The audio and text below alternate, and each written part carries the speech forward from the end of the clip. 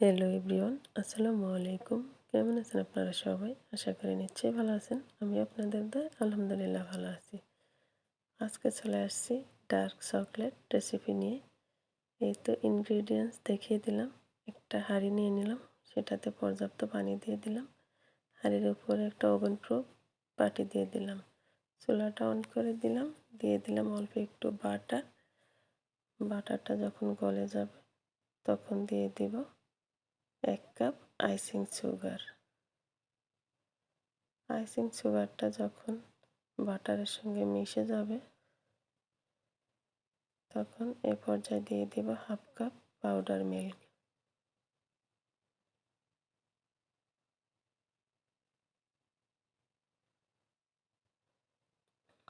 এটা একদম মেশানো হয়ে গেছে।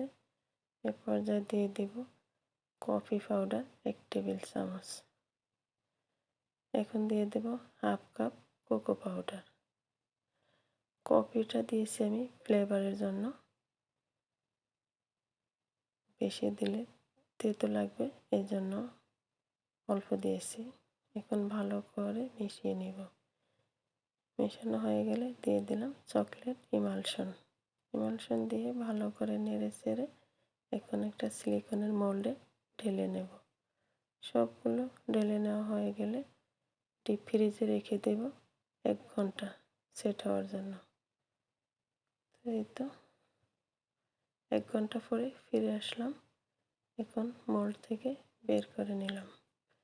কত সুন্দর, ভালোই লাগলো। তো আজ এই পর্যন্ত। আল্লাহ হাফেজ।